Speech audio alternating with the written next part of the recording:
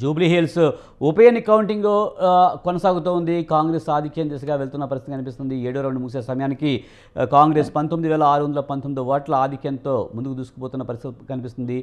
ఇప్పటి వరకు 7 రౌండ్లలో ఆధిక్యం కనిపించింది. ఒక్క 3వ రౌండ్లో మాత్రం బీఆర్ఎస్ 211 ఓట్ల మెజారిటీతో లీడింగ్లో కనిపించినప్పటికీ కూడా మిగతా అన్నింటిలోనూ కూడా కాంగ్రెసే లీడింగ్లో కొనసాగుతున్న పరిస్థితి కనిపిస్తుంది. ముఖ్యంగా బీజేపీ ఎక్కడా కూడా ఆధిక్యం చూపిన పరిస్థితి కనిపించలేదు. కేవలం వందల ఓట్లలోనే ఆగిపోయింది. ప్రతి చోట 400, 500, 200 ఓట్ల మెజారిటీతో ఓట్లు మాత్రమే పోలయ్యాయి.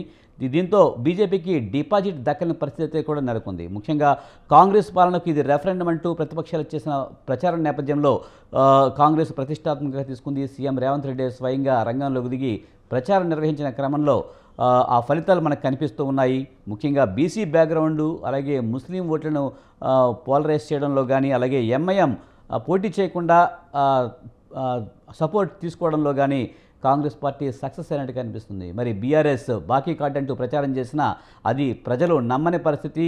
రాబోయే రోజుల్లో బీఆర్ఎస్ పుంజుకుంటుందా లేదా అనేది చూడాల్సిన పరిస్థితి కనిపిస్తుంది.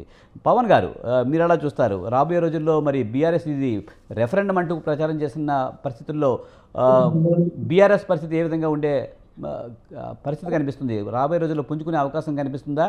మళ్ళీ కాంగ్రెస్ పార్టీకి పోటీగా తయారయ్యే పరిస్థితి కనిపిస్తుంది అంటారా? టీఆర్ఎస్ పార్టీ కానివ్వండి, బీజేపీ పార్టీ కానివ్వండి, ప్రస్తుతం ఉన్నటువంటి పరిస్థితులు అంటే యాజ్ ఆన్ డేట్ తో కంపేర్ చేసి ఫ్యూచర్ చెప్పగలిగితే, యాజ్ ఆన్ డేట్ అయితే బీఆర్ఎస్ కానీ బీజేపీ కానీ కాంగ్రెస్ పార్టీకి తీసుకుని నిలబడేటువంటి శక్తి లేదు ఇంకా వాళ్ళకి. ఎందుకంటే క్లియర్ కట్ గా 2 బై ఎలక్షన్ మ్యాండేట్స్ చూస్తే కాంగ్రెస్ పార్టీకి ప్రజలు పట్టం కట్టారు. ఒకటి. రెండోది, ముఖ్యమంత్రి గారు కానివ్వండి, మంత్రులు ఇంకా ఎమ్మెల్యేలు కూడా కింది వరకు వెళ్ళి చాలా వరకు ఏదైతే ఉందో కష్టపడతా ఉన్నారు. పార్టీకి సంబంధించినటువంటి, ప్రభుత్వానికి సంబంధించినటువంటి ప్రతి కార్యక్రమాన్ని తిరిగి తీసుకుపోతా ఉంటుంది. సన్న బియ్యము, రేషన్ కార్డ్స్, ఉచిత కరెంటు, 200 యూనిట్ల ఉచిత కరెంటు, సిలిండరు 500 రూపాయల సిలిండరు, ఈ పథకాలు చాలా వరకు గ్రౌండ్లో పోయినాయి. చాలా వరకు పాత పథకాలని కూడా ఏవైతే రైతు బంధు కానివ్వండి, రైతు రుణమాఫీ కానివ్వండి చేసినటువంటిది కింది వరకు పోయింది. సో ప్రస్తుతం ఉన్న పరిస్థితుల్లో అంటే కాంగ్రెస్ పార్టీకి ఎందుకు అంత క్రెడిబిలిటీ ఉంటుందా అని మీరు క్వశ్చన్ చేసినప్పుడు ఎస్, డెఫినెట్గా ఉంటుంది. ఎందుకంటే మేము ఏవైతే హామీలు చెప్పినామో వాటిని మెల్లమెల్లగా తీర్చుకుంటూ వస్తా ఉన్నాం. ఇంకో సైడ్ ప్రజలను మభ్యపెట్టకుండా వాళ్లకు ఏదైతే యాక్చువాలిటీ ఉందో, ఏదైతే నిజం ఉందో, 18,000 కోట్ల రూపాయలే మనకు ప్రతి నెల ఉన్నటువంటి రెవెన్యూ. ఆ రెవెన్యూ తప్పితే మనకి ఇంకా అదనపు ఆదాయం లేదు. ఎస్, భారతదేశం మొత్తంలో కూడా రియల్ ఎస్టేట్ అనేది డౌన్ ఉంది, ఎక్కువ రెవెన్యూ అనేది ఇన్కమ్ లేదు. అయినా కూడా రాష్ట్రాన్ని ఎక్కడ కూడా ఎవరికి అన్యాయం చేయకుండా చేస్తా ఉన్నాం అనేది కాంగ్రెస్ పార్టీ నాయకత్వం, రేవంత్ రెడ్డి గారు ముఖ్యమంత్రిగా చెప్తా ఉన్నారు. ప్రజలు కూడా దాన్ని అంగీకరించారు. ఎందుకంటే పెద్ద కొడుకు అని ఎప్పుడైతే మనం కేసీఆర్ గారిని నెత్తిన పెట్టుకొని కేసీఆర్ గారికి 2 సార్లు పట్టం కడితే లాభాల్లో ఉన్నటువంటి రాష్ట్రాన్ని నష్టాల్లోకి తీసుకుపోయింది. కాబట్టి చిన్న కొడుకు వచ్చి రాష్ట్రాన్ని కాపాడుతున్నాడు, ప్రజల కడుపు నింపుతున్నాడు అనేటువంటి విషయం ప్రజలు అర్థం చేసుకున్నారు. మళ్ళీ వచ్చేసరికి కూడా కాంగ్రెస్ పార్టీకి అవకాశం ఇస్తారని నేను అనుకుంటాను. టీఆర్ఎస్ పార్టీకి, బీజేపీ పార్టీకి కానీ ఎక్కడ కూడా హోల్డ్ లేదు. వాళ్ళ నాయకులు చాలా వరకు డిసప్పాయింటెడ్. పవన్ గారు, మరి బీఆర్ఎస్ పార్టీ హామీలు అమలు చేయలేదంటూ చేసిన ప్రచారాన్ని ఎలా చూడాలి? ముఖ్యంగా బాకీ కార్డులు అంటూ ప్రచారం చేసింది. ఇంత బాకీ ఉంది ప్రతి కుటుంబానికి అంటే ప్రచారం చేసిన దాంట్లో వాస్తవం లేదంటారా? బాకీ ఉన్నదనే దాన్ని ప్రచారం చేసిండ్రని నేను కాదనట్లేదు. కానీ ఎవరైనా కూడా అర్థం చేసుకుంటారు కదా, మనం బాకీ ఎందుకు పడ్డాం అనే విషయం కూడా ఇంపార్టెంటే కదా. మీరు ఒక తండ్రిగా ఉన్నారు. మీ తండ్రి గారు ఇప్పుడు ఒక ఉదాహరణకు తండ్రి గారు ఇంట్లో ఉండి మనం ఇంటి ఖర్చులు తీర్చలేని పరిస్థితి ఉన్నదంటే వాళ్ళ తండ్రి గారు ఆయనకి ఇచ్చినటువంటి అప్పులు తీర్చే పనులనే ఆయన అంతా వ్యర్థం చేస్తున్నట్టే కదా. ఇప్పుడు మీరు లాస్ట్ 2 years లో చూస్తే కాంగ్రెస్ పార్టీ ఎక్కడ కూడా పబ్లిక్ ఎక్స్పెక్టర్ ని బేస్ చేసినటువంటిది చూపించలేదు కదా. క్లియర్ కట్ గా రేవంత్ రెడ్డి గారు ఏం చెప్తున్నారు, పనికి మాలినటువంటి ఖర్చులు చేసిండ్రు. పోలీస్ కంట్రోల్ రూమ్ అనేది ఒకటి, కాళేశ్వరం అనేది ఒకటి, ఇంకా కొన్ని అదనపు ఖర్చులు ఏవైతే ఉన్నాయో అనవసరంగా వాటికి వీటికి పెట్టి ఏం చేయాలి కానీ వాటి మీద పెట్టి పబ్లిక్ ఎక్స్పెక్టర్ని అంటే పబ్లిక్ ఫండ్ ని ఓన్లీ ఎలక్షన్స్ కోసము వాళ్ళ ఫేవర్ కోసం వాడుకోవడం. ఇప్పుడు దళిత బంధు కానివ్వండి, బీసీ బంధు కానివ్వండి, ఎలక్షన్స్ అప్పుడు రిలీజ్ చేసినాయి కదా. ఇవన్నీ ఓన్లీ ఎలక్షన్లో గెలవడానికి ఒక ప్రక్రియ వాడుకొని బీఆర్ఎస్ పార్టీ చేసుకుంటూ పబ్లిక్ ఎక్స్పెక్టర్ని అంటే పబ్లిక్ ఫండ్ ని, ట్యాక్సుల ద్వారా మనం కట్టినటువంటి డబ్బుని ఈ ప్రభుత్వం చేతిలో ఉంది కానీ ఇష్టారాజ్యంగా వాళ్ళకి ఇష్టం వచ్చినట్టు పోయి పంజాబ్ దగ్గర, హర్యానాలో ఉన్నటువంటి రైతులకు పైసలు ఇచ్చి వచ్చింది. భారతదేశం ఎలక్షన్ మొత్తం నేనే చూసుకుంటా అని 600 కోట్లు ఇచ్చింది. ఇవన్నీ పబ్లిక్ ఫండ్ కదా, మన డబ్బులు కదా, మనం కట్టినటువంటి డబ్బుల్ని టీఆర్ఎస్ పార్టీ మన ప్రగతి కోసం ఉపయోగించాల్సినటువంటి డబ్బుల్ని ఎక్కడ పడితే అక్కడ పిచ్చి పిచ్చిగా వాడి రాష్ట్రాన్ని అప్పుల్లో పెట్టింది కాబట్టి ఇచ్చిన హామీలను పూర్తి స్థాయిలో నెరవేర్చగా, అంటే పూర్తి స్థాయిలో 2 ఏళ్లకు ముందే మనం దాన్ని ఒక రెఫరెండంగా తీసుకొని ఇదే రెఫరెండం బాకీ కార్డు ఈయన చూడండి ఇంత బాకీ ఉన్నాడు ఇంత బాకీ ఉన్నాడు అని చెప్పి కాంగ్రెస్ పార్టీని కార్నర్ చేసే ప్రయత్నాన్ని ప్రజలు పూర్తిగా తిప్పికొట్టిండ్రు. ఎస్, పెద్ద కొడుకు మోసం చేసిండు, అయినా కూడా చిన్న కొడుకు అట్నో ఇట్నో కష్టపడి ఇల్లు నడుపుతుండు, మెల్లగా రాష్ట్రాన్ని నడుపుతుండు, ముందుకు తీసుకుపోతుండు. ఇంకా 5 ఏళ్ళు పూర్తి మెజారిటీ మనం ఆయనకి ఇచ్చినాం, ఆయనకు సపోర్ట్ గా నిలబడాలి.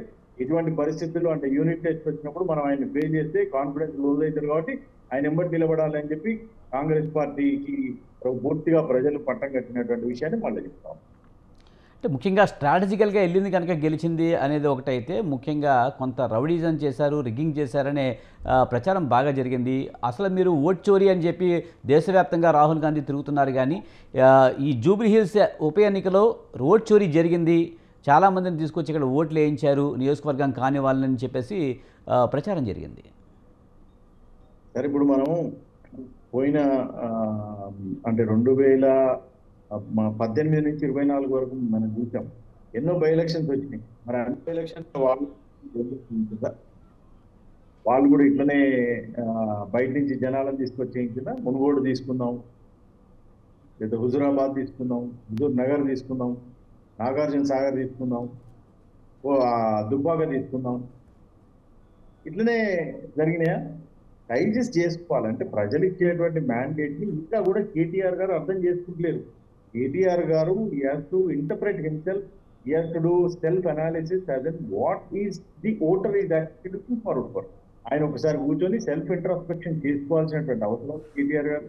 కేటీఆర్ గారు ఒకసారి కూర్చొని మనం చేస్తున్నటువంటి అలిగేషన్స్ నీతికరమైనటువంటి అలిగేషన్స్ అయినా, మనం ప్రభుత్వంలో ఉన్నప్పుడు చేసింది ఏంటి, ఇప్పుడు మనం ప్రతిపక్షంలోకి రాగానే మనం చేస్తున్నది ఏంటి, ప్రభుత్వంలో ఉన్నప్పుడు కాన్వాయ్ దిగకుండా రోడ్డు మీద ఎవరైనా అప్లికేషన్ ఇస్తామని నిలబడితే కనీసం వాళ్ళని పట్టించుకోకుండా పోయిన కేటీఆర్ గారు మొన్న మెర్సిడీస్ బెంచ్ కారు దిగి ఆటోలో ప్రయాణం చేస్తున్నారు. అంటే మన కంఫర్ట్ తో మనం ప్రజల దగ్గరికి వెళ్తుంటే ప్రజలు దాన్ని రిసీవ్ చేసుకోరు కదా. ప్రజలు ఎంతసేపు గ్రౌండెడ్ గా ఉంటే ప్రజలు నిన్ను కన్సిస్టెంట్ గా గెలిపిస్తారు. ఫస్ట్ థింగ్ మనం నేర్చుకోవాలి, మనం ప్రజల చేత ఎన్నుకోబడతాము, ప్రజలు మనకు ఓటేస్తారు. ప్రజలు మనకు ఓటేయడం అనేది 2 రకాలుగా ఓటేస్తారు. ఒకటేమో మనం చెప్పిన మాట నెరవేరుస్తున్నామా, తర్వాత మనం దుబారా ఖర్చు చేసి తలకెక్కిన మదంతో మనం ఏది పడితే అది చేస్తా, రాష్ట్రం నా మొత్తం నా ఇష్టం, నేను ఏదంటే అది చేస్తా, నేను పంజాబ్ లో హర్యానాలో పోయి కూడా తెలంగాణ డబ్బులు పంచి పెడతా, నేను మొత్తం భారతదేశం మొత్తంలో నేను 3వ శక్తిగా ఎదుగుతా, పైసలు ఖర్చు పెడతా అంటే ప్రజలు ఊరుకోరు కదా. నీట్లోనే నీకు చిచ్చు పెట్టి వాతం పెడతారు అనే విషయాన్ని ఇప్పటికైనా కేటీఆర్ గారు కూర్చొని ఇంట్రాస్పెక్ట్ చేసుకోవాలి. బీఆర్ఎస్ పార్టీ నాయకులు ఇంట్రాస్పెక్ట్ చేసుకోవాలి. గాలి అలిగేషన్స్, ఏదో కాలిపీలి అలిగేషన్స్ ఏది పడితే అది మాట్లాడడం, పిచ్చి పిచ్చిగా మాట్లాడడం, 6 నెలలు కాకముందే నువ్వు మొదలు పెట్టిన అటాక్ చేయడం, ఏదైనా కూడా వాళ్ళు సోషల్ మీడియా విజయం తప్పితే గ్రౌండ్ లో వాళ్ళు పోలేకపోతున్నారు, ప్రజల్ని కన్విన్స్ చేయలేకపోతున్నారు.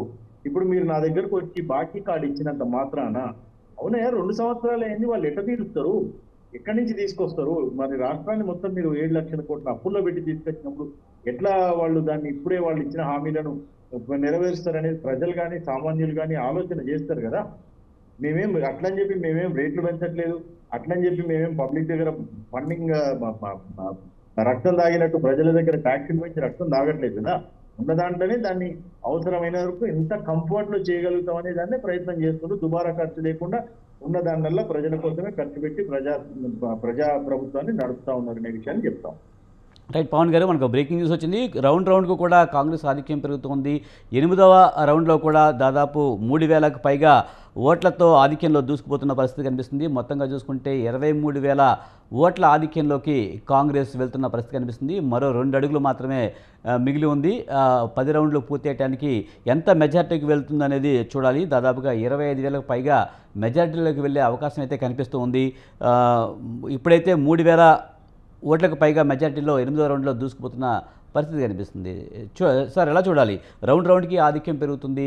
ఎక్కడా కూడా ఇప్పటిదాకా 8 రౌండ్లలో ఎక్కడా కూడా కాంగ్రెస్ పార్టీ ఆధిక్యం తగ్గిన పరిస్థితి లేదు. ఒక్క 3వ రౌండ్లో మాత్రమే 211 ఓట్ల మెజార్టీతో సునీత బీఆర్ఎస్ పార్టీ వెళ్ళిన పరిస్థితి కనిపిస్తుంది. ఎలా చూడాలి? రాబోయే 2 రౌండ్లో కూడా మీరు ఆధిక్యంలోకి వెళ్తారంటారా?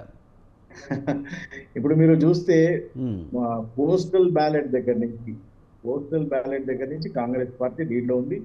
మొట్టమొదటి రౌండ్లోనే 47 ఓట్స్ లీడ్కి వచ్చింది. మూడో రౌండ్లో కొంచెం వాళ్ళు లీడ్కి వచ్చినట్టుంది. కానీ తర్వాత చూస్తే అన్ని రౌండ్స్ లీడ్కి వస్తుంది. ఇప్పుడు 7వ రౌండ్కి వచ్చే వరకు కాంగ్రెస్ పార్టీ 7,030 ఓట్లతో మెజార్టీతో ఉందంటున్నారు.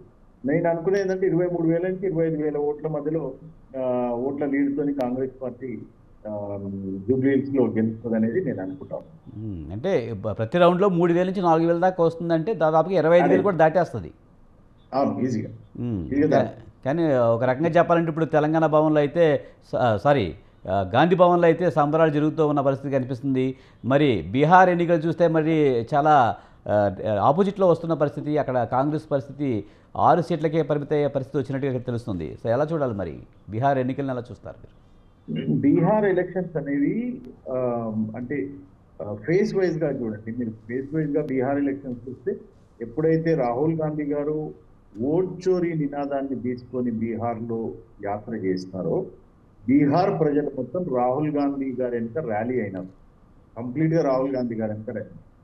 అయితే మరి ఎక్కడ ఎలక్షన్ మిస్ అయింది అంటే 7,500 కోట్లు 75 లక్షల కుటుంబాలకు 10,000 రూపాయలు అనేది మేజర్ గా దెబ్బతీయడం అనేది జరిగింది. అంటే మానిటరీ బెనిఫిట్ జరిగింది కాబట్టి ప్రజలు అక్కడ వన్ సైడెడ్ గా బీజేపీ అండ్ అలయన్స్ కి, అక్కడ ఇండియా అలయన్స్ కి పట్టం కట్టిండ్రు అనేది క్లియర్ విజబుల్. రెండోది నేను అనుకుంటున్నా it's speculation, I'm not defining it is the same అని. ఎలక్షన్ కరెక్ట్ గా ఎలక్షన్ ముందు రోజు ఢిల్లీలో పేలుళ్ళు అనేది జరగడం అనేది కూడా బీజేపీ పార్టీకి ఫేవర్ చేసిందని అనుకుంటాం.